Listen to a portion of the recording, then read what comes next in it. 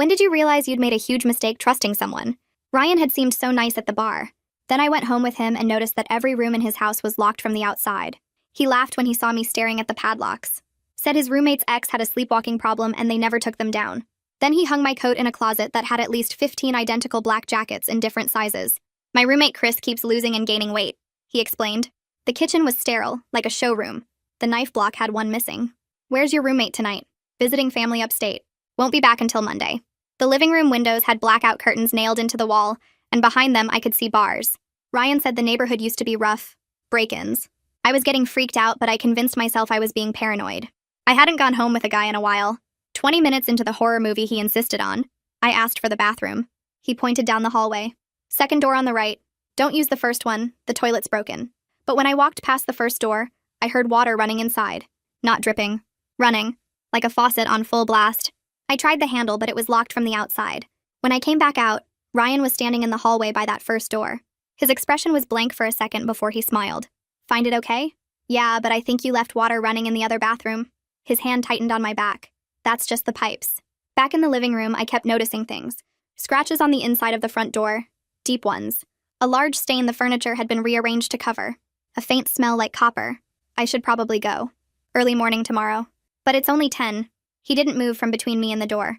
I already told Chris he could have the car tonight. I can call an Uber. In this neighborhood? They'll cancel once they see the address. I pulled out my phone. No signal. These old buildings have terrible reception, he said. The walls are lined with metal from the 70s. He went to the kitchen and I tried the front door. Locked with a key from the inside.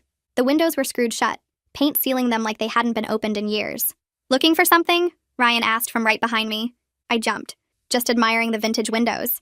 Original glass from 1925, the year they caught that serial killer who lived in this building. He smiled. This unit, actually. My blood went cold. I said I really needed to go, that my roommate was expecting me. Ryan's smile faded. You said you lived alone. He was right. I had said that over coffee. Let me show you something, he said, taking my hand with a grip that wasn't letting go. Chris collected something interesting. He led me to one of the locked bedrooms and slid the bolt open. The room was empty except for photographs covering every wall. Women's faces, dozens of them, all taken from far away. In the center was a photo of me leaving my gym last week. Ryan was watching my reaction. Beautiful, isn't it? Chris has been following you for months. That's when I heard it. A soft thump from the bathroom with the running water. Ryan heard it too. His head turned for just a second. I grabbed the slide bolt from the doorframe and swung it into his temple. He dropped. I ran. The front door was still locked, but I remembered the key had to be somewhere. His pocket. I went back, hands shaking, and found it. Behind me, Ryan was groaning, trying to get up. I unlocked the door and ran into the street screaming. A neighbor called the police. They found Ryan unconscious and arrested him at the scene. In the bathroom with the running water, they found a woman named Jessica who had been missing for 6 days. She was dehydrated and traumatized but alive. The photographs were of 14 different women. Police identified 11 of them as missing persons from the past 3 years. They never found Chris. Ryan claimed he was the one doing everything. But detectives believe Chris doesn't exist. Just another lie to make the situation seem less dangerous. I testified at Ryan's trial 4 months later. Jessica testified too. She told the court that she heard me in the hallway that night.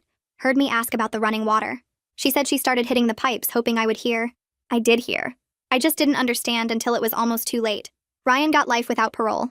The families of the women they never found sat in the courtroom every day, holding photographs. I moved to a different city after the trial. I don't go to bars anymore. I don't go home with anyone I haven't known for months. My friends say I'm too cautious now, too closed off. But I'm alive. Jessica is alive. Sometimes that's the only victory you get. I sit in my new apartment 3 months after the trial ended, unpacking the last boxes and trying to convince myself that starting over in a different city was the right choice.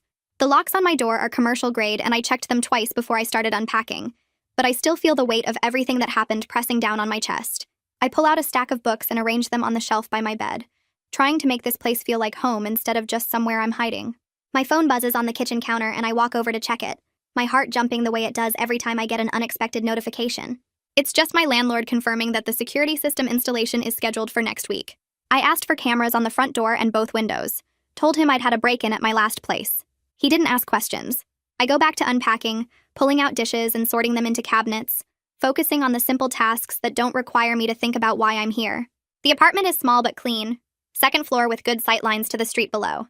I picked it specifically for those reasons. No ground floor units, no buildings with too many blind spots. My hands shake slightly as I unwrap glasses from newspaper, and I set them down carefully before they can slip. The trial ended 3 months ago, but my body hasn't gotten the message yet that I'm safe now. I finished the kitchen boxes and moved to the bedroom, hanging clothes in the closet and trying not to think about the closet full of black jackets in different sizes. My phone rings this time instead of buzzing, and I see Jessica's name on the screen. I answer, and her voice comes through tired but steady, asking how the unpacking is going. We talk about the mundane details of settling into new places, her describing the paint colors in her apartment, and me telling her about the weird smell coming from the radiator. We've been doing this every few days since the trial concluded, calling to check in without really talking about the hard stuff. She mentions her new job starts Monday, and I tell her mine starts in 2 weeks. Both of us dancing around the fact that we're rebuilding our entire lives from scratch. She asks if I'm sleeping better, and I lie and say yes, not wanting to worry her when she's dealing with her own recovery. We talk for 20 minutes about nothing important before saying goodbye, and I feel slightly less alone after hearing her voice. The boxes are mostly empty now, and I break them down, stacking them by the door to take to recycling later. My new apartment looks almost normal with my things arranged in it, almost like a place where someone actually lives instead of just survives. The following week, I'm making coffee when my phone rings with a number I recognize from the police station. Detective Raymond Hartley's voice comes through professional but kind, telling me he wanted to give me a heads up about something. Ryan's appeals process has officially begun, he says, though he assures me it's standard procedure and unlikely to succeed given the overwhelming evidence. I thank him for the update and ask if I need to do anything, and he tells me no, just wanted me to hear it from him instead of getting surprised by a letter from the court. We hang up, and I stand in my kitchen holding my coffee mug, feeling the careful calm I've built over 3 months start to crack. I spend the rest of the day feeling unsettled, reminded that legal closure doesn't mean emotional closure, that Ryan is still out there in prison filing paperwork and trying to get his conviction overturned. I try to distract myself by organizing my bookshelf, but I can't focus. Keep thinking about him sitting in a cell writing appeals that claim he's innocent. By evening, I've cleaned my entire apartment twice, and I'm exhausted but wired, unable to settle down enough to sleep. I take a shower and practice the breathing exercises the victim advocate taught me, counting to 4 on the inhale and 8 on the exhale until my heart rate slows. In bed, I stare at the ceiling and tell myself that the detective said the appeal won't succeed, that the evidence was overwhelming, that Ryan will stay in prison for the rest of his life. It doesn't help much, but eventually I fall asleep anyway, too tired to keep my eyes open any longer. My first therapy session is on a Thursday afternoon in an office building downtown with good parking and clear exits. Dr. Melody Cantu specializes in trauma recovery according to the website I found, and her waiting room has soft lighting and comfortable chairs that don't face the door. She comes out to get me herself, a woman in her 40s with kind eyes and a calm presence that doesn't feel pushy. Her office has a couch and 2 chairs, and I pick the chair closest to the door without thinking about it. She notices but doesn't comment, just sits down in the other chair and asks me to tell her what brings me here. The session is awkward as I try to summarize months of horror into coherent sentences, trying to figure out where to start and what details matter. I tell her about Ryan and the locked rooms and Jessica in the bathroom, about the trial and the families of the missing women. She listens without interrupting, taking a few notes but mostly just paying attention. When I finish, she asks me what I'm hoping to get from therapy, and I realize I don't really know, just that everyone said I should talk to someone. She doesn't push me to share more than I'm ready for, which somehow makes me trust her slightly more than I expected to. We talk about practical things like sleep and appetite and whether I'm having panic attacks, and she gives me some worksheets about grounding techniques to try when I feel overwhelmed. The session ends and she schedules me for next week, telling me we'll take this at whatever pace feels right for me. I leave feeling drained but also slightly relieved that I don't have to carry everything alone anymore. 2 weeks after moving, I start my new job at a local bookstore called Chapter and Verse. I chose something quiet and low stress where I can control my environment, somewhere I don't have to deal with crowds or unpredictable situations. The owner is a woman named Linda who interviewed me over the phone and didn't ask why I was relocating from 4 hours away. My coworkers are friendly but not intrusive. A college student named Tyler who works evenings, and a retired teacher named Helen who comes in 3 days a week. I appreciate that no one here knows anything about what happened to me, that I can just be the new girl who's good with inventory and likes to recommend books to customers. The work is simple and repetitive in a way that feels soothing, shelving returns and processing orders and helping people find what they're looking for. Linda shows me how to use the register and the inventory system, explaining that we're slow on weekday mornings but busy on weekend afternoons. I learn the layout of the store and memorize where different genres are shelved, finding comfort in the predictability of it. By the end of my first week, I've settled into a routine that feels manageable, and I'm grateful for work that doesn't require me to explain myself or pretend to be okay when I'm not. The nightmares come back on a Tuesday night 3 weeks after I moved. I'm in the photograph room again, and Ryan is showing me the pictures on the wall, pointing to each woman's face and telling me their names. I try to run, but the door is locked and he's standing between me and the exit, smiling that blank smile he had right before I hit him. I wake up gasping and disoriented, my sheets soaked with sweat and my heart pounding so hard it hurts. It takes me several minutes to remember where I am, to recognize my own bedroom instead of his apartment. The nightmares come in waves after that, sometimes absent for days, and then hitting me 3 nights in a row with vivid replays of the photograph room and the sound of running water. I call Dr. Cantu after the 3rd night, and she squeezes me in for an afternoon appointment. She teaches me grounding techniques that help me distinguish between memory and present reality when I wake up gasping, telling me to name 5 things I can see and 4 things I can touch. We practice it in her office until I can do it automatically, and she reminds me that nightmares are normal after trauma, that my brain is processing what happened. It helps a little but not enough, and I start leaving lights on when I sleep so I don't wake up in the dark. Jessica texts me on a Saturday morning asking if I've heard from any journalists about Ryan's case. I text back that I haven't and ask why she's asking. She sends me a screenshot of an email from someone writing a book about the case, requesting an interview about her experience. The idea of someone profiting from our trauma makes me angry in a way I haven't felt since the trial ended. I call her instead of texting, and we talk about it for half an hour, both of us furious that someone thinks our worst moments are material for their book. She asks if she should respond, and I tell her to do whatever feels right, that I'm not going to participate, but I won't judge her if she wants to. We decide together that neither of us will talk to this person, that our story belongs to us, and we don't owe it to anyone else. After we hang up, I block the journalist's email address preemptively, not wanting to deal with a request if it comes. The anger sits in my chest for the rest of the day, hot and sharp, reminding me that I'm not just scared anymore, but also mad about what happened. A month later, Detective Raymond Hartley calls again, and I know before he speaks that it's not good news. They've identified another missing woman from Ryan's photographs, he tells me, bringing the total to 12.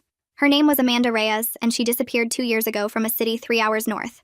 Her family finally has answers, he says, but I can barely hear him over the rushing sound in my ears.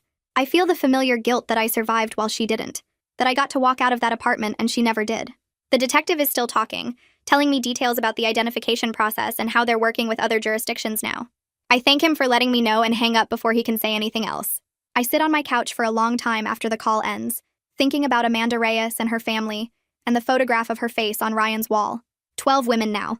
12 families with answers that don't bring their daughters back. I survived and they didn't, and I can't figure out why or what that means. Eventually, I text Jessica to tell her about Amanda, knowing she'll want to know even though it will hurt her too. She texts back just one word, her name followed by a broken heart emoji. We don't text anything else that day. In my next therapy session, Dr. Cantu and I work on separating rational caution from limiting fear. She asks me to list my new habits since the trial, and I tell her about the locks and the security cameras, and how I won't go anywhere alone after dark. We go through each one and try to figure out which are protective and which are holding me back from living.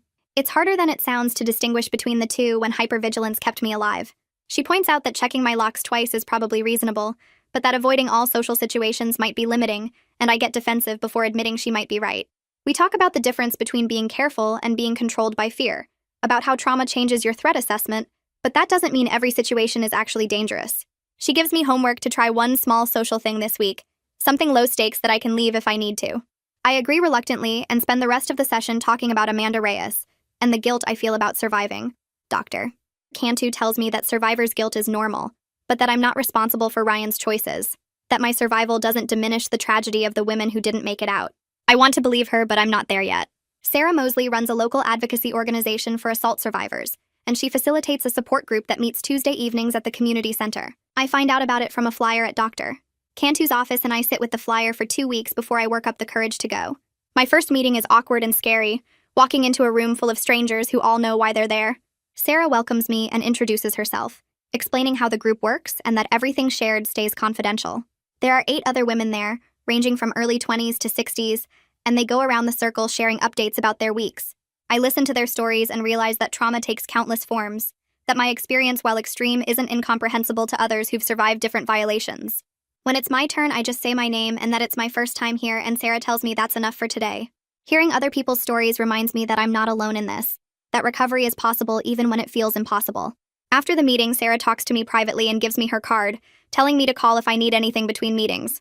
I leave feeling raw but also slightly less isolated, like maybe there's a path forward that I just can't see yet.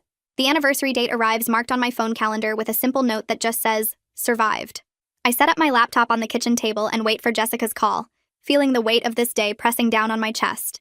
When her face appears on the screen, she looks tired, but she's smiling, and we both start talking at the same time before laughing awkwardly. She tells me she took the day off work because she couldn't imagine being around people who don't understand what this date means. I tell her I did the same thing, that I woke up feeling like I was back in that hallway hearing water run behind a locked door. We sit in silence for a minute, just looking at each other through our screens, both of us understanding what the other is feeling without needing words. Jessica suggests we make a pact to mark this date every year but differently each time, reclaiming it as our survival day, instead of letting it stay frozen as the worst night of our lives. I agree immediately because the idea of transforming this date into something we control feels powerful. This year we just talk and cry together, sharing memories of that night that we've never told anyone else, not even our therapists. She describes what it was like being locked in that bathroom, how she lost track of time and started to believe no one would ever find her. I tell her about the photograph room, about seeing my own face among all those other women, and knowing with absolute certainty that I was going to die if I didn't act. We cry harder then, mourning the innocence we lost that night and the women who didn't make it out.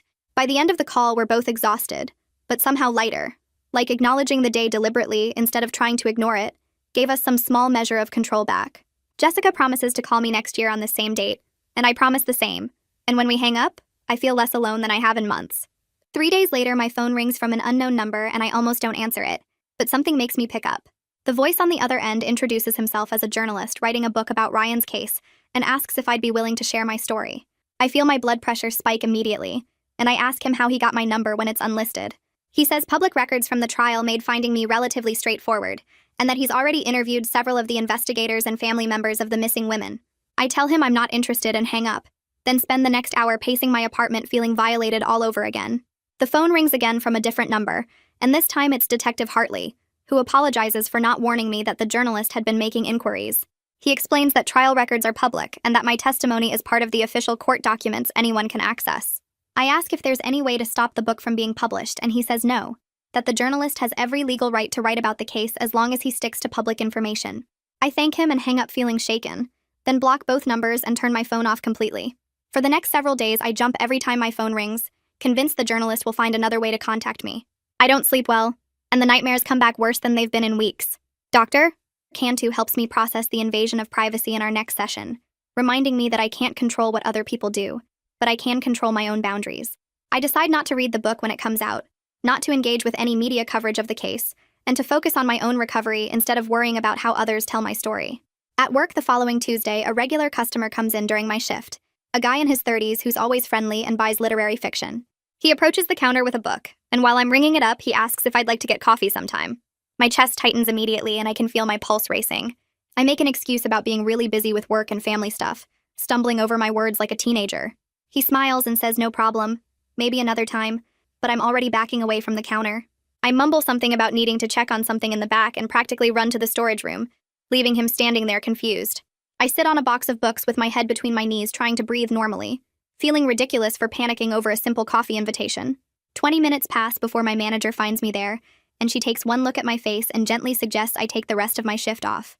She doesn't ask what happened or why I'm hiding in the back room, and I'm grateful for her discretion. I grab my things and leave through the back entrance, avoiding the main floor entirely. The drive home is a blur, and I spend the rest of the day on my couch feeling ashamed of my reaction. I text Jessica about it and she responds immediately with understanding, telling me about her own panic attacks when men approach her in public spaces. Her support helps, but I still feel frustrated with myself, angry that a kind gesture from a stranger can reduce me to hiding in a storage room. In my next therapy session, Dr. Cantu introduces a new concept called post-traumatic growth, explaining that trauma can sometimes lead to positive changes alongside all the damage it causes. I'm immediately skeptical and tell her that nothing positive came from what happened to me. She nods and says she understands my resistance, but asks me to consider whether surviving something terrible might have taught me things about my own strength I wouldn't have learned otherwise.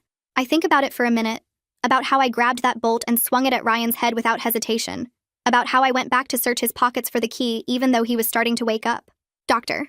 Cantu points out that I trusted my instincts that night despite every social pressure to be polite and accommodating, that I recognized danger when many people would have talked themselves out of their fear.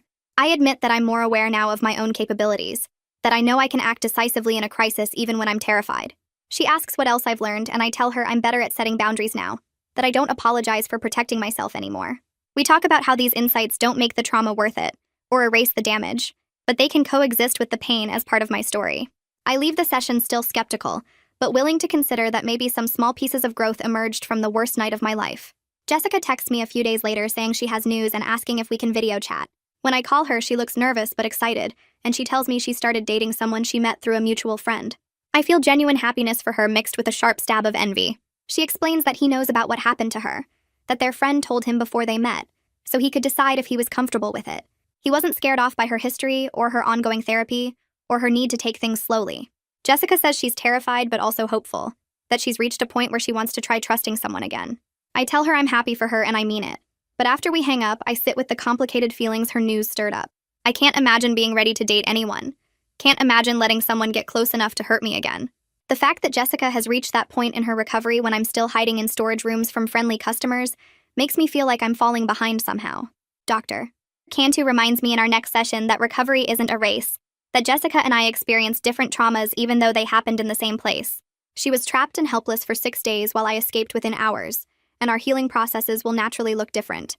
I try to accept that comparison is pointless, and that Jessica's progress doesn't diminish my own, but the envy still sits heavy in my chest. Detective Hartley calls me the following week with an update that makes my stomach turn. He tells me that Ryan's mother has been writing him letters in prison claiming his innocence and blaming his victims for leading him on. The detective sounds disgusted as he shares this information, explaining that the prison forwarded copies of the letters to his office as part of monitoring Ryan's communications. She writes that her son was entrapped by women who wanted attention, that the photographs were just a hobby and the locked rooms were misunderstood. Hartley tells me he wanted me to know in case she tries to contact me or Jessica directly, though he hopes the no-contact orders will prevent that. I thank him for the warning, and we talk for a few minutes about how some people will never accept the truth, even when confronted with overwhelming evidence. He says he's grateful that everyone involved in the investigation and prosecution never doubted what Ryan was, that they saw through his lies from the beginning. After we hang up, I feel a wave of gratitude for the detective and the prosecutor and everyone who believed Jessica and me without question. The fact that Ryan's own mother can't accept his guilt makes me appreciate even more the people who stood with us through the trial.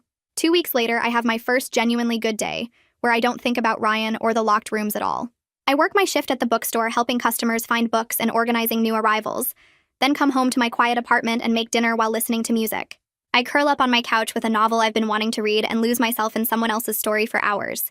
It's only when I'm falling asleep that night that I realize the entire day passed without trauma intruding on my thoughts. The realization itself feels significant somehow, like reaching a milestone I didn't know I was working toward. I text Jessica about it and she responds with celebration emojis, telling me that days like this will come more frequently now. I fall asleep feeling lighter than I have in months, aware that one good day doesn't erase the bad ones but grateful for it anyway. An invitation arrives in my mailbox a week later from the families of the missing women, asking Jessica and me to attend a memorial service they're organizing. The letter explains that they want to honor their daughters and sisters by acknowledging what they endured, and they hope Jessica and I can speak as survivors who understand what those final hours might have been like. I read the invitation 3 times, feeling the weight of what they're asking. Jessica calls me that evening to discuss it and tells me she's decided to go, that she feels she owes it to the women who didn't survive to bear witness to their memory. I tell her I understand, but I'm not ready to face that collective grief yet, that standing in a room full of families mourning their lost daughters feels like more than I can handle right now. Jessica doesn't judge my decision, and suggests I write a letter instead that could be read at the service. I spend the next several days drafting and redrafting a letter that tries to honor the missing women without making their families grief about my own survival. Sarah reads my letter at the memorial service and texts me afterward to say it was received with gratitude, that several families thanked her for sharing my words. I'm glad I contributed something, but still relieved I didn't have to face that room full of photographs and tears. At the next support group meeting, Sarah asks if anyone wants to share, and before I can second-guess myself, I raise my hand. I've been attending for months, but never shared my full story publicly outside of legal proceedings, always just listening to others and offering brief updates. Tonight, I tell the group about Ryan and the locked rooms and the photograph wall, about Jessica trapped in the bathroom and the families still waiting for answers. The words pour out of me faster than I expected, and several women in the circle are crying by the time I finish. The relief of speaking without lawyers and judges present is unexpectedly powerful, like I'm reclaiming my story from the legal system that processed it.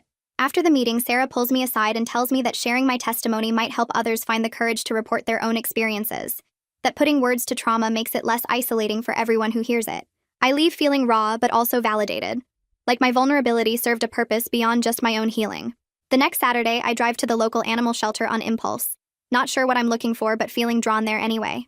A volunteer shows me the cat room where an older female sits in the corner ignoring the other cats and the visitors walking past. The volunteer explains she's been there for months because people want kittens, not a 5-year-old cat who's wary of strangers. I sit on the floor near her cage and she watches me with suspicious eyes, not moving closer but not hiding either. I visit her 3 times over the next 2 weeks, just sitting quietly while she gradually accepts my presence. On my 4th visit, she lets me pet her briefly before walking away, and I decide to adopt her that day. The first week at home, she hides under my bed, only coming out to eat when I'm asleep. Slowly, she starts spending time in the same room as me, always maintaining distance but no longer hiding. Dr. Cantu points out in our next session that I'm learning to trust again through this process, building connection at a pace that feels safe for both me and the cat. I name her Shadow, because she follows me from room to room now, always watching but rarely coming close enough to touch. Having another living being in my apartment changes something fundamental about the space, makes it feel less like a hiding place and more like a home. Shadow follows me into the bedroom one evening when my phone rings and Jessica's name lights up the screen. I answer and hear her breathing hard like she's been running. She tells me she went to the grocery store near her apartment, and some woman stopped her in the produce section, asking if she was the Jessica from the news coverage about Ryan's trial. Jessica said yes without thinking, and the woman started firing questions at her, wanting to know what the bathroom looked like, how long she was trapped, if Ryan touched her, if she screamed. Jessica walked away, but the woman followed her through 3 aisles asking more invasive questions, until Jessica finally told her to back off and left her cart there. She's furious and shaking, and I can hear it in her voice. I tell her I'm sorry, that people don't understand boundaries when they think they have a right to someone's story because they watched it on TV. We talk for 40 minutes about how violated she feels, how she wishes we could have anonymity, but also knows our testimonies were necessary to put Ryan away. She asks if anyone's recognized me yet, and I tell her no, but I also avoid places where people might make the connection. She says she's tired of hiding and also tired of being public, trapped between wanting privacy and needing justice. I tell her there's no good answer and we both know it. Before we hang up, she thanks me for listening and I remind her we're in this together, that she can call anytime. 3 days later, Detective Hartley calls me at work, and I step outside to take it. His voice sounds different from usual, heavier somehow, and he tells me another jurisdiction contacted him about Ryan. Police in a city 2 hours from where Ryan lived found evidence connecting him to 2 additional missing women from 7 years ago, before he moved to our area. They matched his DNA to items found in a storage unit he rented under a fake name back then. Detective Hartley gives me the women's names and I write them down even though I know I'll never forget them. He sounds tired when he talks, like this case has aged him in ways retirement won't fix. I thank him for telling me, and he says he thought I should know, that the families deserve answers even if those answers come too late. After we hang up, I sit in my car for 20 minutes trying to process that Ryan's crimes go back further than anyone knew at trial, that there are more families who spent years wondering what happened to their daughters and sisters. The number keeps growing and I feel the weight of it pressing down on my chest.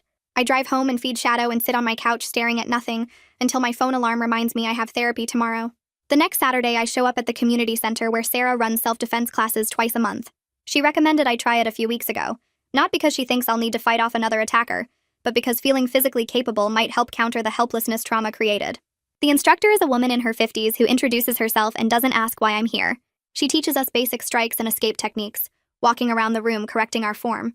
When she demonstrates a hold from behind, I freeze up, my breath catching in my throat as panic floods through me.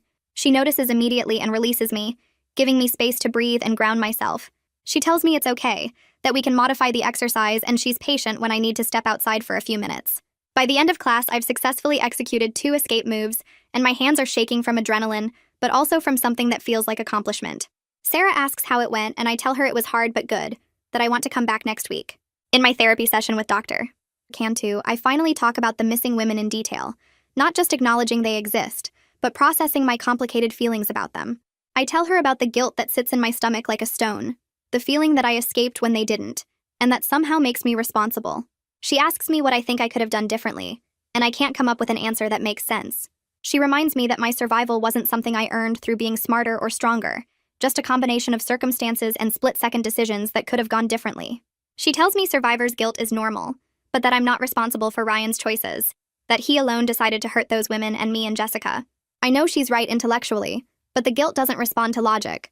We spend the rest of the session working on separating what I can control from what I can't, and she gives me exercises to practice when the guilt gets overwhelming. The following Tuesday, I have coffee with a coworker named Tyler who's been friendly but respectful of my boundaries since I started at the bookstore. He asked if I wanted to grab coffee after our shift, and I said yes before I could overthink it. We sit in a cafe 2 blocks from work and talk about books we've read recently and movies we want to see. He tells me about his family, and I tell him about Shadow, keeping the conversation light and easy.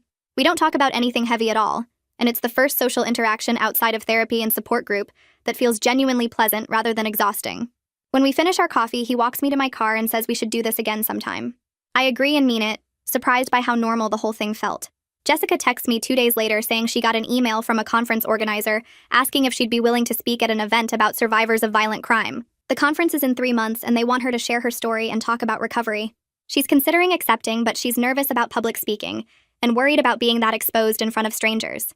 I text back telling her to do it if she feels ready, that she's one of the bravest people I know and her story could help others feel less alone. She sends back a string of anxious emojis and then says she's going to think about it.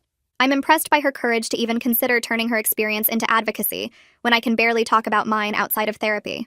The 1-year anniversary of Ryan's conviction arrives on a Thursday, and I take the day off work. Dr. Cantu suggested I mark it deliberately, rather than letting it pass unnoticed. So I spend the morning writing a letter to myself about everything I've survived and rebuilt in the past year. I write about moving to a new city and starting therapy and joining the support group. I write about adopting Shadow and taking self-defense classes and having coffee with Tyler. I write about the nightmares that still come sometimes, but less often now. I write about Jessica and how our friendship has become something real beyond shared trauma. When I finish, I'm surprised by how much progress I can identify when I list it out deliberately. The year has been hard, but I'm not the same person who testified at Ryan's trial. I fold the letter and put it in my desk drawer, something to look back on when I need to remember how far I've come. Detective Hartley calls me the next week with news I wasn't expecting. He tells me Ryan attempted to contact me through a third party, violating the no-contact order from his sentencing. Someone Ryan knew on the outside tried to pass me a letter, and the prison intercepted it. Detective Hartley assures me Ryan faces additional penalties, and that the prison is tightening restrictions on his communications. He asks if I want to know what the letter said, and I tell him no. I don't want Ryan's words in my head. After we hang up, I feel violated all over again by his attempt to reach me, like he's still trying to exert control even from behind bars. I call Dr. Cantu, and she fits me in for an emergency session that afternoon. We talk through my anger and fear, and she reminds me that Ryan's attempt failed, that the system protected me this time. It helps, but I still feel shaky for days afterward. In our next regular session, I finally talk about the photograph room in detail, describing not just what I saw, but what I felt in that moment of realization. I tell Dr. Cantu about the way my stomach dropped when I saw my own face among all those other women, the cold understanding that I was in immediate danger. I describe the photographs covering every wall, the clinical way they were arranged, the distance they were taken from. I tell her about the clarity that cut through my fear, the sudden knowledge that I had to act right then or I wouldn't get another chance. She listens without interrupting, and when I finish, she asks me what that moment taught me about myself. I tell her it taught me I can trust my instincts, that the fear I felt wasn't paranoia, but accurate threat assessment. She helps me understand that moment of clarity, however terrifying, ultimately saved my life by spurring me to act instead of freezing or complying. We talk about how I can apply that same trust in my instincts to everyday situations now, distinguishing between real danger and trauma responses. Sarah approaches me after support group the following week and asks if I'd be willing to mentor a new member who recently escaped a situation similar to mine. My first instinct is to say no, that I'm barely holding my own life together and can't be responsible for someone else's recovery. But Sarah explains that the woman specifically asked to talk to someone who survived something like what she went through, and Sarah thought of me. I tell Sarah I'll think about it and spend the next few days wrestling with the request. Part of me wants to help, and part of me feels completely unqualified.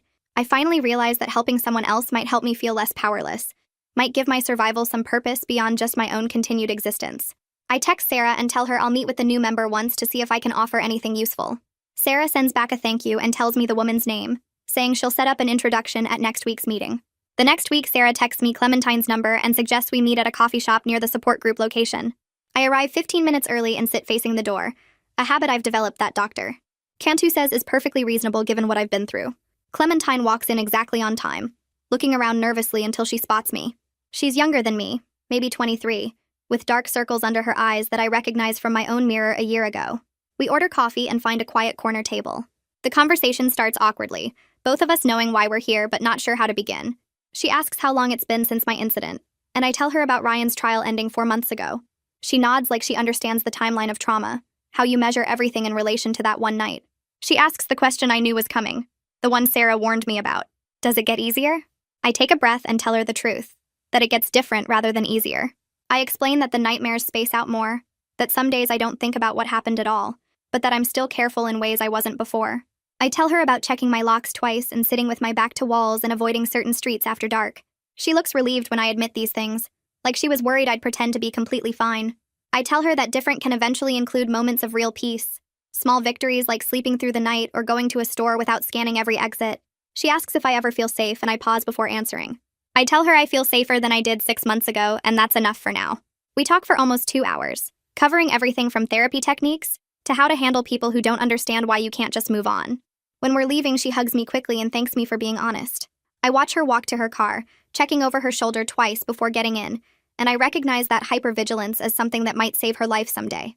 Jessica calls me 3 days later, and I can hear the excitement in her voice before she even says hello. She tells me her conference talk went better than she expected, that she managed to get through her prepared remarks without breaking down. She describes how people approached her afterward, other survivors who thanked her for speaking and shared pieces of their own stories. Some of them cried, she says, and she cried with them. But it felt good to connect with people who understood. I tell her I'm proud of her, and I mean it completely. She talks about the advocacy work she wants to do now, maybe writing articles or speaking at more events. I listen and support her plans while noticing the difference in our recovery speeds. She's ready to be public with her story in ways I'm not sure I'll ever be. After we hang up, I feel happy for her, but also aware that we're healing at different paces. I mention this to Dr. Akantu in our next session, and she assures me it's completely normal. She reminds me that Jessica and I had different experiences, even though we were in the same apartment that night. Jessica was locked in that bathroom for 6 days while I was only there for an hour. Our traumas overlap, but they're not identical, so our recoveries won't be either. She tells me there's no right speed for healing, no timeline I should be following. Some people are ready to advocate publicly within months, and others need years before they can talk about what happened. Both paths are valid, she says, and I try to believe her. My coworker Helen mentions a game night at her apartment the following weekend, and asks if I want to come. I almost say no automatically, but force myself to accept, remembering Dr. Cantu's encouragement to rebuild social connections slowly. The game night is casual, just 6 people playing board games and eating pizza. One of the guests is someone named Nathan, who works in tech and seems friendly without being pushy. We end up on the same team for a trivia game and discover we both know way too much about 80s movies. At the end of the night, he asks if I'd want to get dinner sometime, and I panic internally, but manage to say yes. We exchange numbers, and I leave feeling proud of myself for not running away. The date happens 4 days later at a casual restaurant I chose because it's well lit and always busy. Nathan is easy to talk to and doesn't ask probing questions about my life. We discuss books and hiking trails and our terrible first jobs. But halfway through the meal, I start feeling trapped, noticing how far I am from the exit and how many people are between me and the door. My hands start shaking, and I make an excuse about feeling sick. Nathan looks concerned but doesn't push, just offers to walk me to my car. I decline and leave quickly, sitting in my car for 10 minutes trying to calm down before driving home. Later that night, I text Helen to apologize for leaving her friend hanging. She responds that Nathan texted her saying he had a nice time and hopes I feel better. I realize I made it through most of the dinner without panicking, which feels like a small victory, even though I couldn't finish. Detective Hartley calls me the next week with an update I wasn't prepared for. He tells me forensic teams have been going through evidence from Ryan's apartment more thoroughly, using new technology to analyze items they couldn't process before. They've connected Ryan to 3 more cold cases based on DNA evidence and items found in his storage unit. The total number of victims is now 17. I sit down on my couch as he talks, feeling the weight of that number settle in my chest. 17 women who didn't get the chance to escape that I somehow got. He tells me the families are being notified, and that some of them might reach out to thank me for stopping Ryan. I tell him I don't feel like I did anything special, that I just got lucky. He disagrees, saying my quick thinking saved not just Jessica, but potentially future victims. After we hang up, I sit there for a long time thinking about 17 women. 17 sets of families who waited and hoped and eventually got the worst news possible. I think about their photographs on Ryan's wall, all those faces I saw for just seconds before I hit him. The guilt is overwhelming, even though Dr. Cantu keeps telling me I'm not responsible for Ryan's choices. I survived and they didn't, and there's no logic that makes that feel fair. My next therapy session focuses on reframing how I think about my survival. Dr. Cantu asks me to walk through that night again, but this time identifying every decision I made that contributed to my escape. I list them reluctantly. The way I noticed the locked rooms and the missing knife and the scratches on the door. The way I trusted my instincts even when Ryan gave explanations that could have been true.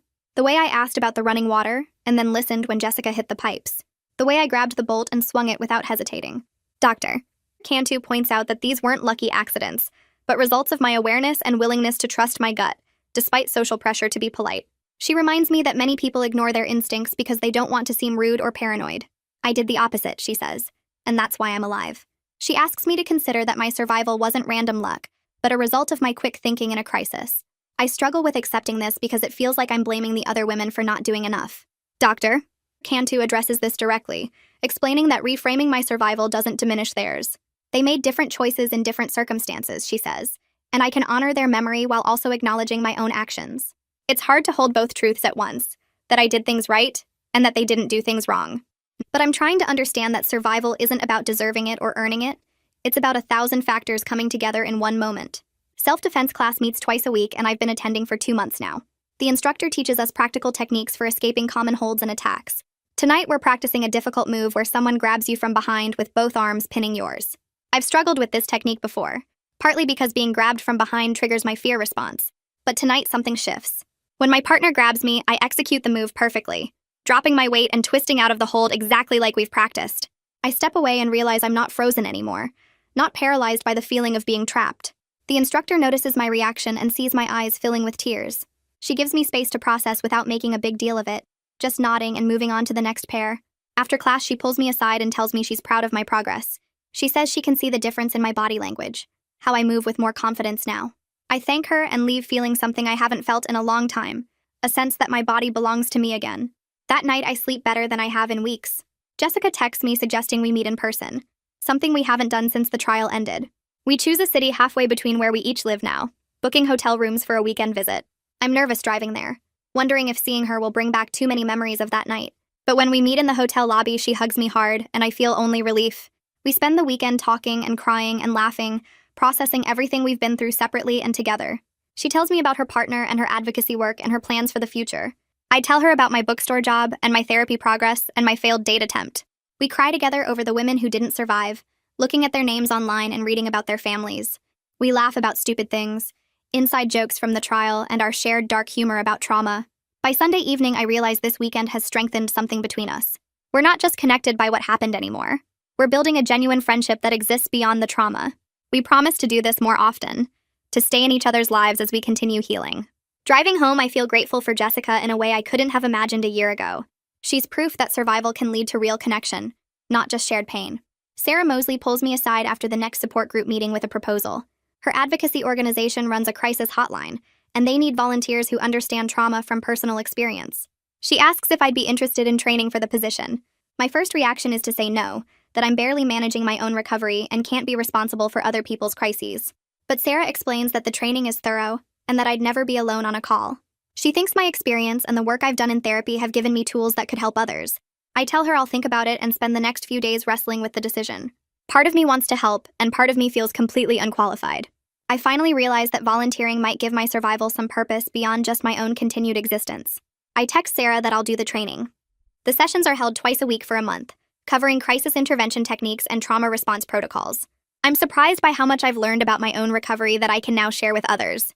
The trainer emphasizes that we're not therapists, just people offering support and resources in moments of crisis. By the end of training, I feel nervous but ready. My first shift is supervised and I take 3 calls, each one different but all involving some form of trauma or fear. After my shift ends, I feel exhausted, but also useful in a way I haven't felt since before Ryan. Sarah tells me I did well, and that several callers specifically mentioned how helpful I was. I leave feeling like maybe my experience can help others find their way through their own darkness. The regular customer from the bookstore comes back the following week. I tense up when I see him but force myself to stay calm. He approaches the counter and apologizes for making me uncomfortable with his coffee invitation. He explains that a mutual friend told him I'd been through something difficult, and he wanted to acknowledge that he didn't know. I appreciate his directness, and we have a brief conversation that doesn't feel threatening. He tells me he's still interested in being friends if I'm ever comfortable with that, but no pressure either way. I thank him for understanding, and he leaves after buying a book. The interaction stays with me because it feels like proof that I can communicate my boundaries and have them respected. Not everyone is Ryan, I remind myself, even though my brain sometimes wants to treat them all as potential threats. Detective Hartley calls again 2 weeks later with news I didn't expect. He tells me that Ryan's mother has finally accepted her son's guilt after reviewing evidence the detective shared with her permission from the prosecutor. For months, she'd been writing letters claiming Ryan's innocence and blaming his victims. But after seeing photographs and reading forensic reports, she's stopped denying what he did. The detective sounds relieved sharing this, like he'd been carrying the weight of her denial. I feel a small piece of closure knowing that even Ryan's biggest offender now understands what he did. It doesn't change anything material about my life or my recovery, but it matters somehow. One less person in the world who thinks I'm lying or exaggerating. One less voice claiming Ryan was misunderstood or framed. The detective tells me she's written apology letters to some of the victims' families, though he doesn't know if they've accepted them. I thank him for the update and we hang up. That night, I tell Dr. Cantu about the call, and she asks how I feel about Ryan's mother's change of heart. I tell her it feels like validation I didn't know I needed. Proof that the truth can eventually break through even the strongest denial.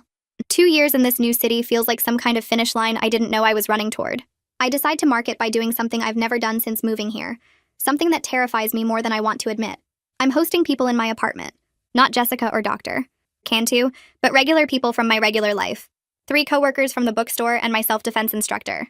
5 people total, which sounds small but feels huge when you've spent 2 years keeping everyone at arm's length. I clean my apartment 3 times in 2 days, rearranging furniture and then putting it back. I check the locks twice before I go to the grocery store, then again when I get home. The food preparation gives me something to focus on besides my nerves. Pasta, salad, bread, wine, nothing fancy, just real food for real people who hopefully won't notice how sweaty my palms are.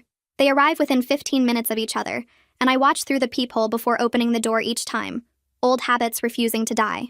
My coworker brings flowers and my instructor brings dessert, and suddenly my small apartment feels full of voices and laughter, and the kind of normal chaos I used to take for granted. We eat around my tiny dining table with 2 people sitting on the couch balancing plates on their laps, and the conversation flows easier than I expected. They ask about my favorite books, and I ask about their lives, and nobody brings up anything heavy, or asks why I moved here, or comments on my excessive door locks. When they leave 3 hours later, I close the door behind the last person and lean against it, realizing I'm smiling. I built this. These connections, this evening, this small community of people who know me as the quiet bookstore worker who gives good recommendations, not as the woman who survived Ryan. It feels like victory, even though it's just dinner. My next therapy session happens 2 days later in Dr. Cantu notices something different in my posture before I even sit down. I tell her about the dinner party, and she smiles in that way therapists do when they're proud, but trying not to make it weird. We spend the first 20 minutes talking about how it felt to have people in my space, and I'm honest about the anxiety beforehand, and the unexpected joy during, and the quiet satisfaction after. Then she shifts in her chair and brings up something we've been dancing around for weeks. She thinks we should consider reducing our sessions from weekly to every other week. My stomach drops even though I knew this was coming, even though part of me has been ready for it. She explains that I've developed strong coping skills and support systems, that I'm managing my triggers effectively, that the work we've been doing together has given me tools I can use on my own. I hear the logic in her words, but my brain immediately jumps to worst-case scenarios. What if I fall apart without weekly sessions? What if something happens and I can't reach her? What if I'm not as ready as she thinks I am? Dr. Cantu lets me spiral for a minute before gently redirecting. She reminds me that reducing sessions doesn't mean abandoning me, that I can always call if I need an extra appointment, that this change is actually a sign of how much progress I've made. We agree to try it for 2 months and see how it goes. I leave her office feeling nervous but also strangely proud. 2 years ago, I needed therapy twice a week just to function. Now I'm stable enough to step back to bi-weekly. It doesn't feel like much, but it's everything. Jessica texts me that evening while I'm feeding my cat. The message comes through in 3 parts, each one arriving seconds after the last. She's moving in with her partner. She's excited. She's terrified. I read the texts twice before responding, letting the news settle. Jessica is taking a step I can't even imagine taking, opening herself up to that level of vulnerability with another person after everything we've been through. I text back that I'm proud of her courage, and I mean it completely, even though a small part of me feels left behind. She calls me 10 minutes later and we talk for an hour about what it means to share space with someone when you've spent so long protecting yourself. She admits she's scared of losing herself again, scared of trusting someone with that much access to her life. I tell her that fear makes sense, that it's not weakness to be cautious, that she gets to set whatever boundaries she needs. But I also tell her that her partner has earned her trust over time, that moving in together is different from what happened to us, because she's choosing it freely with someone who respects her completely. By the end of the call, she sounds calmer, and I feel honored that she still comes to me with these big life moments. We've built something real out of shared trauma, a friendship that goes deeper than most people ever experience. My mentoring session with Clementine happens on a Thursday evening at the Advocacy Center, where Sarah runs the support groups. Clementine looks different from last time, sitting straighter, making more eye contact. We spend the first 15 minutes talking about surface things before she takes a breath and tells me she's decided to testify against her attacker. The trial is in 6 weeks and she's terrified but determined. Then she says something that stops my heart. She tells me that our conversations helped her make this decision, that hearing how I testified and survived the process gave her courage to do the same. I feel the weight of that responsibility settle on my shoulders, the honor and terror of knowing my experience influenced someone else's major life choice. I want to tell her I'm not that brave, that I was just doing what I had to do, but I know that would minimize her courage too. Instead, I tell her I'm proud of her, and that testifying is hard, but worth it, and that I'll help her prepare however I can. Sarah joins us for the last part of the session, and reminds me that sharing my experience is powerful, even when it feels ordinary to me, that survival stories matter, because they show other people what's possible. After Clementine leaves, Sarah and I sit in the empty meeting room and she asks how I'm handling the responsibility of mentoring. I admit it's heavier than I expected, but also meaningful in ways I didn't anticipate. She nods like she understands completely and tells me I'm doing good work. I drive home feeling overwhelmed but purposeful, like maybe my survival can help more people than just me. The second date with Nathan happens on a Saturday afternoon, carefully planned for daylight hours in a public place. He suggested coffee and a walk through the bookstore district, which shows he's been paying attention to what makes me comfortable. The date goes well. We talk about books and 80s movies like we did during trivia night, and he tells me more about his family while I share carefully edited stories about my life here. He doesn't ask why I moved or where I'm from or anything that would require me to either lie or share trauma. When he walks me back to my car, he asks if I'd like to do this again, and I surprise myself by saying yes immediately, instead of making excuses. I drive home feeling cautiously hopeful about the possibility of something normal developing, something not defined by what I survived. It's a small step, but it's forward motion, and that counts for something. Detective Hartley calls me on a Tuesday morning while I'm shelving books at work. I step into the back room to take it, my heart already racing from seeing his name on my phone. He has news about the families of the missing women, the ones who sat in the courtroom every day during Ryan's trial, holding photographs of daughters and sisters who never came home. They've established a foundation in their daughters' names to support survivors of violent crime. The foundation will provide therapy funding and legal support and emergency housing for people escaping dangerous situations. Then he tells me they want Jessica and me to serve on the advisory board. I have to sit down on a stack of book boxes because the request feels too big, too important. These families who lost everything are creating something positive from their grief, and they want us to be part of it. The detective gives me contact information for the foundation president and tells me to think about it before deciding. I thank him and hang up and sit in the back room for 10 minutes just processing. When I text Jessica about it, she responds immediately with 3 exclamation points and the word yes in all caps. I text back that, "These families gave me strength during the trial by showing up every single day. The least I can do is help them build something that might prevent other families from experiencing the same loss." Support group that week feels different because I'm bringing something positive to share, instead of just processing trauma. When Sarah asks if anyone has updates, I raise my hand and tell the group I'm dating again. Several members congratulate me, and one woman asks how I got to that point because she can't imagine trusting anyone enough to try. I explain that it's taken 2 years and a lot of therapy and that I'm still cautious and slow about it, that I'm not rushing into anything physical or intense. Another member admits she went on a date last month and had a panic attack in the restaurant bathroom and hasn't tried since. Sarah facilitates a discussion about recovery being different for everyone, about how there's no right timeline or correct way to heal. Some people date again quickly and some never do, and both choices are valid.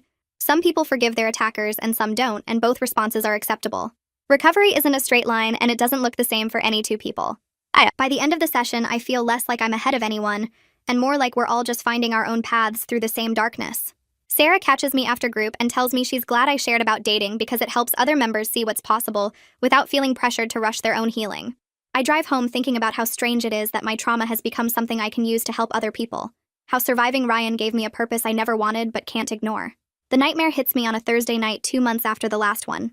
I wake up gasping, tangled in sheets soaked with sweat, my cat pressed against my side making concerned sounds. The dream was the usual one, the photograph room and the running water and Ryan's hand on my back, except this time I couldn't find the key to escape. I lay in bed doing the grounding exercises Dr. Cantu taught me, naming 5 things I can see and 4 I can touch and 3 I can hear. My bedroom, my apartment, my safe space, not Ryan's house, not locked rooms, not danger. It takes 20 minutes before my heart rate returns to normal. The nightmare was triggered by a coworker's true crime podcast playing during our lunch break. Detailed descriptions of a serial predator that hit too close to my own experience. I should have left the break room, but I didn't want to explain why. So I sat there and absorbed it, and apparently my brain decided to process it at 3 in the morning. I emailed Dr. Cantu in the morning explaining what happened, and she schedules an extra session for that afternoon. We spend the hour talking about the setback, and she reminds me that occasional difficult nights don't erase 2 years of progress, that trauma responses can be triggered randomly even. When you're healing well, that having one nightmare after 2 months of sleeping peacefully is actually a sign of how far I've come. She's right, but it still feels like failure, like I should be past this by now. Dr. Cantu gently points out that expecting to never have another trauma response is unrealistic, and that learning to manage setbacks without catastrophizing them is part of recovery. I leave feeling less like I've failed and more like I've hit a bump that I know how to navigate now. Jessica calls me on a Sunday morning, and I know before I answer that something big has happened. Her voice is different, higher and faster and full of barely contained excitement. She's engaged. Her partner proposed last night during a quiet dinner at home, and she said yes, and she wants me to be in her wedding. I start crying before I can even congratulate her. Happy tears that surprise me because I didn't think I could still cry from joy after everything we've been through. But here I am, sitting on my couch sobbing while Jessica laughs on the other end of the phone and tells me about the ring and the proposal and how she never thought she'd get to have this kind of happiness after Ryan. We talk for an hour about wedding plans and dates and how she wants to keep it small and meaningful. She asks if I'll help her find a dress, and I say yes immediately, even though the idea of wedding shopping makes me nervous for reasons I can't quite name. After we hang up, I sit with the feeling of genuine happiness for someone else, the kind of pure joy that has nothing to do with my own life. Jessica is building something beautiful from the ashes of what Ryan tried to destroy.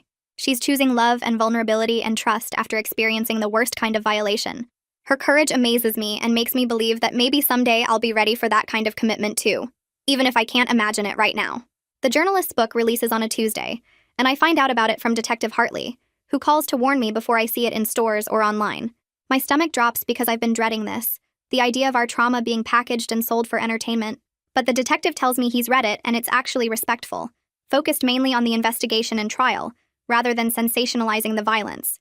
He says the journalist honored my decision not to participate by keeping my details minimal and centering the story on the detective work and legal process instead. I order the book that night and read it in one sitting, bracing myself for triggers that mostly don't come.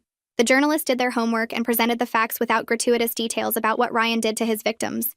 They interviewed the families and the investigators and even some of the responding officers from the night I escaped. My name appears occasionally, but I'm not the focus, which feels like a small gift. The next day, Detective Hartley calls again with unexpected news. The book's publication has helped identify 2 more potential victims whose families saw details that matched their missing daughters. The families can finally seek closure and possibly recovery of remains. I hate that it took a book to bring these cases forward, but I'm grateful that something positive came from the journalist's work. 2 more families getting answers feels like a continuation of justice. Like Ryan's conviction wasn't the end of the story, but just one chapter in a longer process of accountability and healing. The Foundation sends Jessica and me official invitations to join their advisory board 3 weeks after the book releases. I hold the letter in my hands and read it twice, looking for some catch or obligation I'm not ready for, but it's straightforward and respectful. They want our input on how to help other survivors, not our trauma stories for fundraising materials. Jessica calls me the same day she gets hers, and we talk through our concerns and our cautious hope that maybe we can turn what happened to us into something that helps other people. The first board meeting happens on a Saturday morning in a community center conference room. Jessica and I arrive early and sit together, our hands clasped under the table where no one can see. The families come in one by one, mothers and fathers and sisters of the women who never came home. I recognize some of them from the trial, their faces etched in my memory from those long days in the courtroom. They sit down around the table and look at us with expressions I can't quite read until one mother reaches across and takes my free hand. She tells me thank you for surviving, thank you for testifying, thank you for giving them the truth even when it couldn't bring their daughters back. Other family members echo her words and I start crying, unable to hold back the tears that have been building since I walked into this room. Jessica squeezes my hand tighter and I realize she's crying too.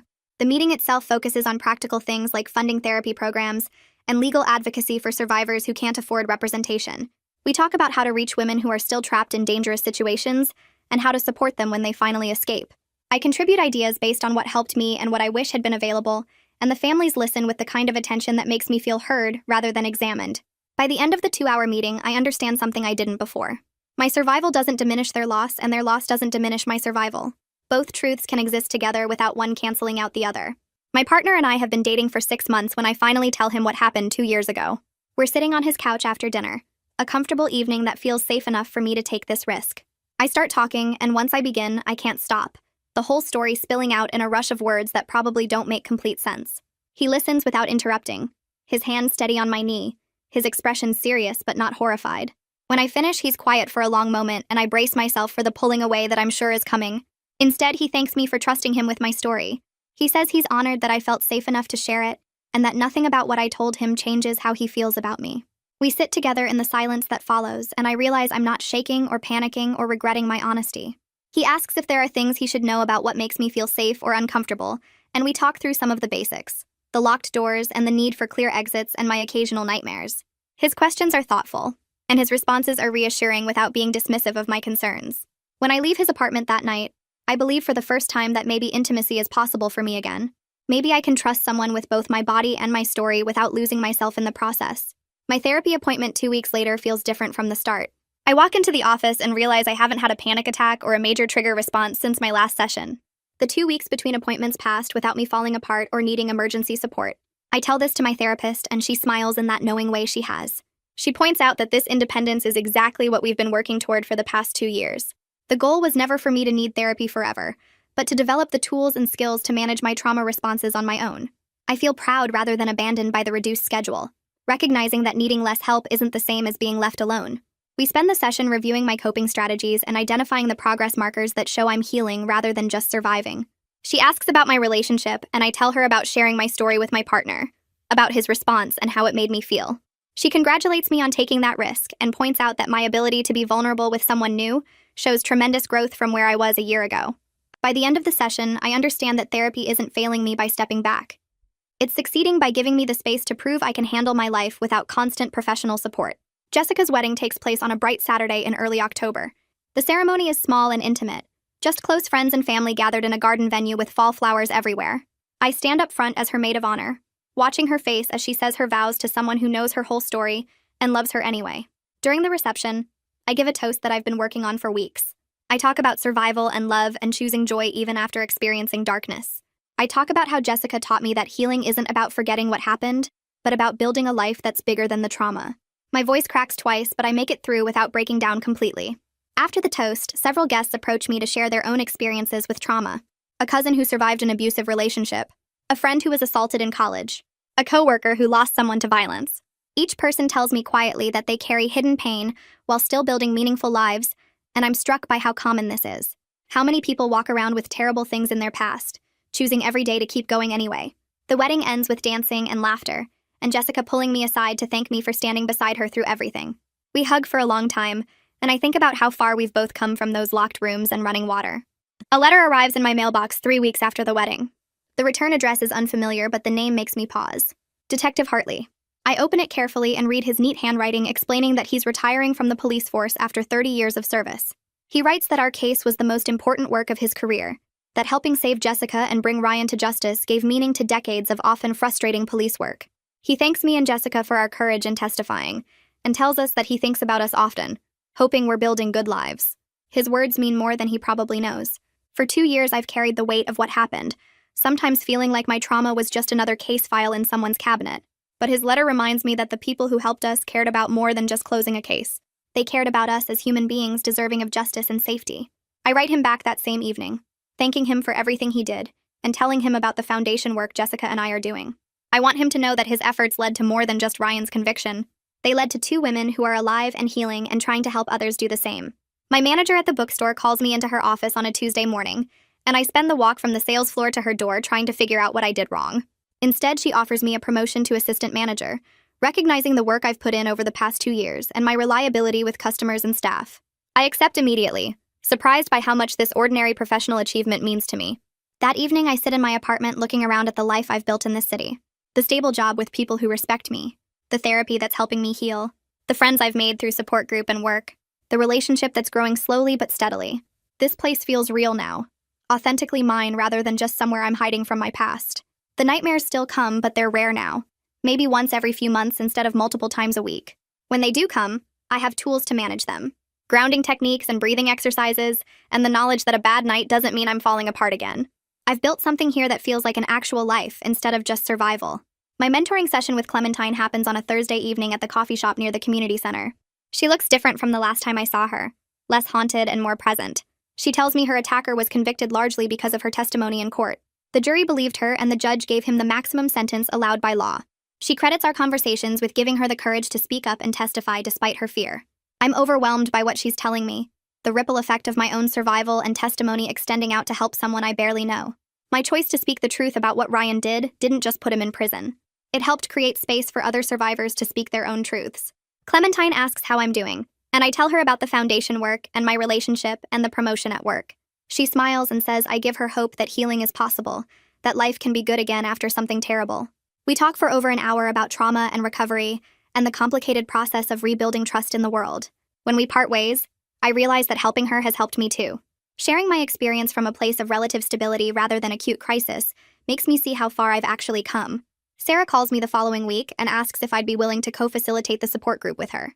She's noticed that I've developed skills and perspective that could help newer members, and she thinks having someone who's further along in recovery leading discussions might give people hope. I accept nervously, worried that taking on a leadership role will be too much or will somehow re-traumatize me. The first session I help facilitate feels awkward, and I stumble over my words more than once. But sharing my experience from the front of the room instead of from a chair in the circle feels different in a good way. It feels like I'm taking my trauma and using it as a tool to help others, rather than just carrying it as a burden. The newer members ask me questions about how I got through the hardest parts, and I answer honestly, not sugarcoating the difficulty, but also not pretending that healing is impossible.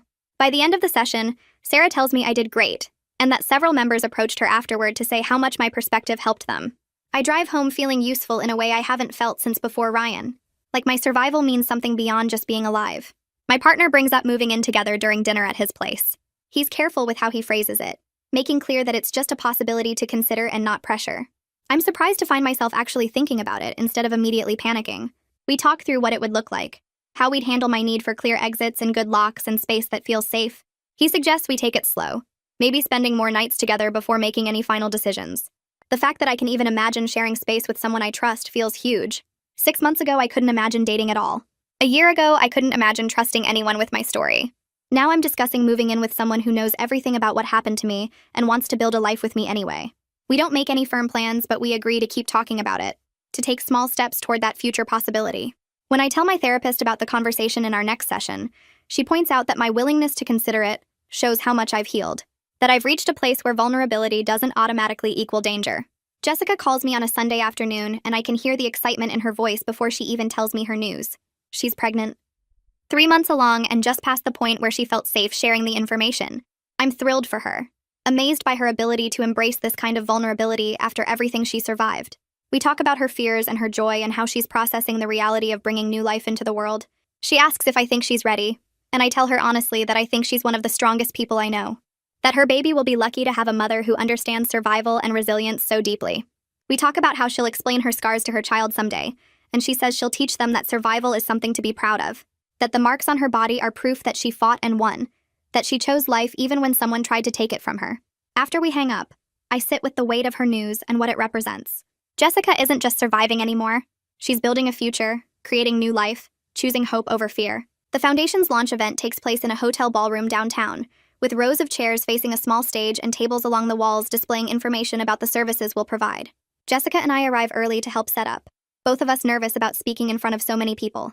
The room fills quickly with families holding framed photos of daughters and sisters who never came home, survivors who've been through their own versions of hell, and advocates who dedicate their lives to this work. When it's time to speak, Jessica goes first and talks about the 6 days she spent locked in that bathroom, about hearing me in the hallway, and knowing she had one chance to make herself heard. She tells everyone that the Foundation exists because people like us shouldn't have to navigate the aftermath alone, shouldn't have to fight for basic support while still trying to heal. Then it's my turn, and I talk about the guilt I carried for surviving when others didn't, about how connecting with Jessica and the families of the missing women helped me understand that my survival could mean something beyond just being alive. I tell them that every therapy session we fund, every legal consultation we provide, every survivor we help is a way of honoring the women who didn't make it out. The room is quiet except for occasional sniffling, and when we finish speaking, people stand and applaud for what feels like forever. Afterward, families come up to thank us, to touch our hands and tell us that knowing their daughter's deaths led to something good helps them keep going. A young woman pulls me aside and whispers that she was assaulted 2 years ago and never reported it, but hearing me speak made her realize she wants to try therapy now. I give her the Foundation's card and tell her we'll help her find someone good, someone who understands trauma. Driving home that night, I feel exhausted, but also lighter somehow.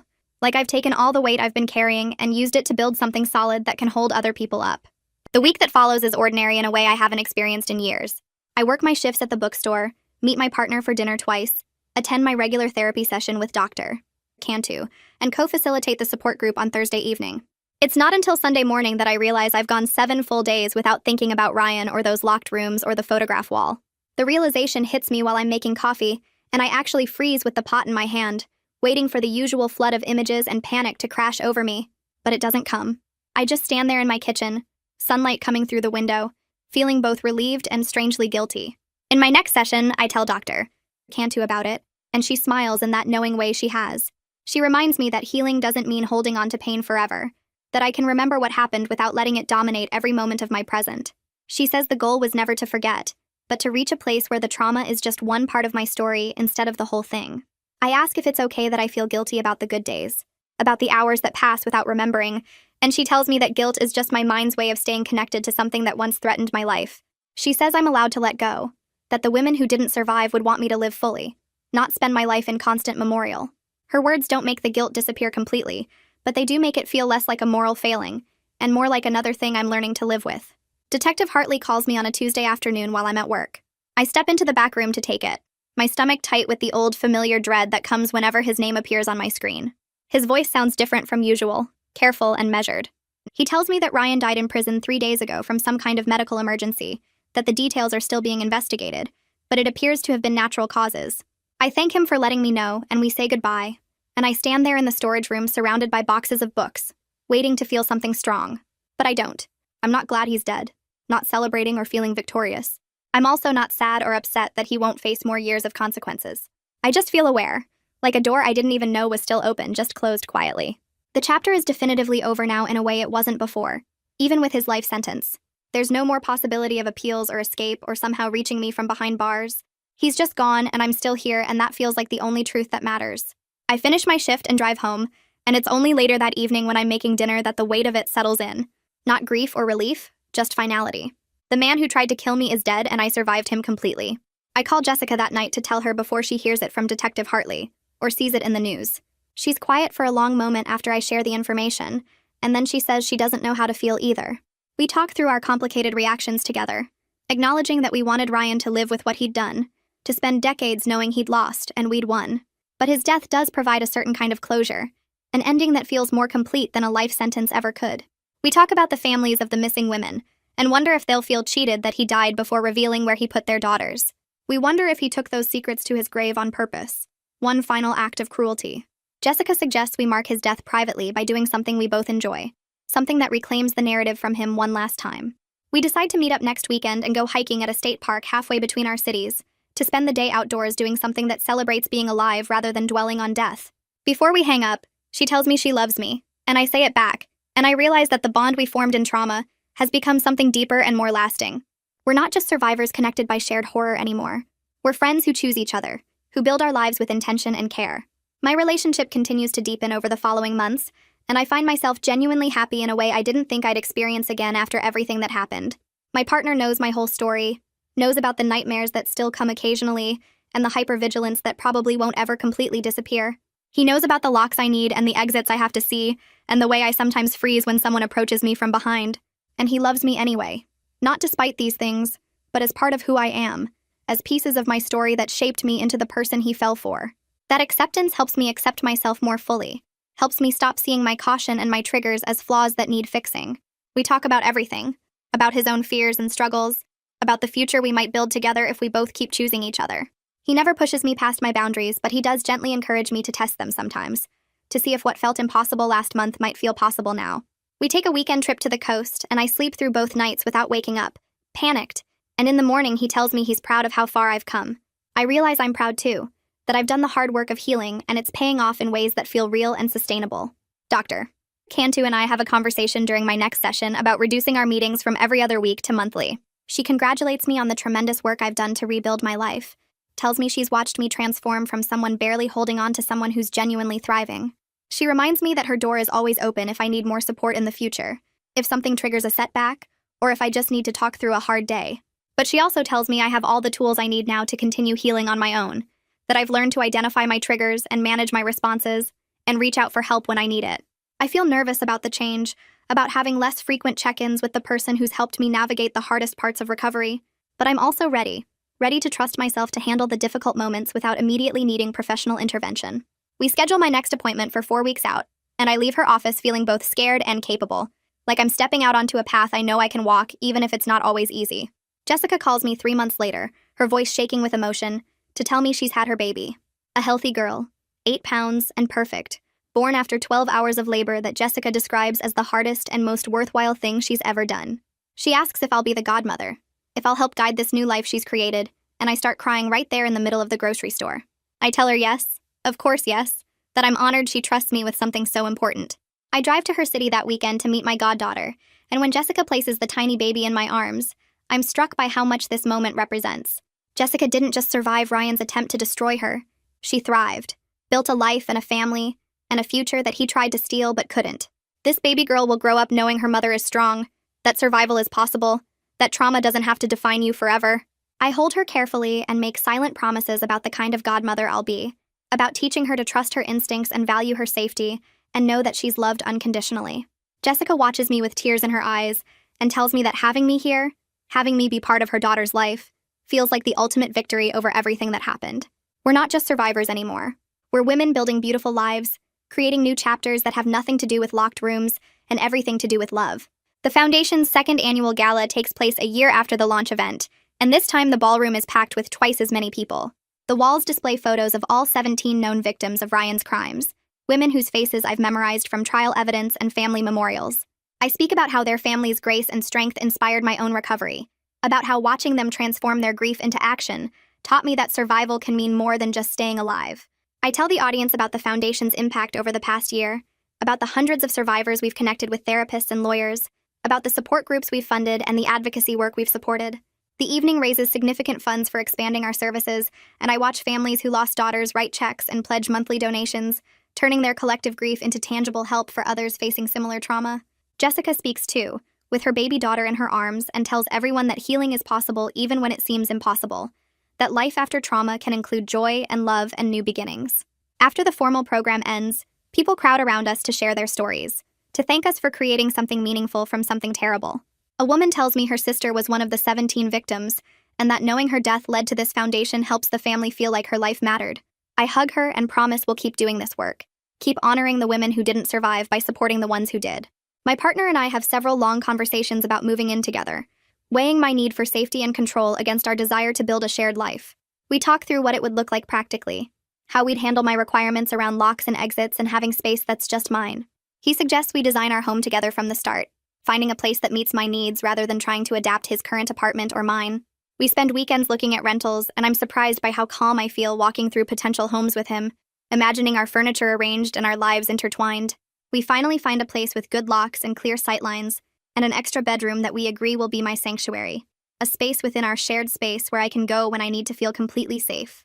Moving day is harder than I expected, old fears rising up as I pack my current apartment and prepare to share space with someone again. But my partner is patient, letting me arrange things exactly how I need them, installing the extra locks I want without questioning why I need so many. The first night in our new place, I wake up panicked and disoriented, and he just holds me and reminds me where we are until my breathing slows.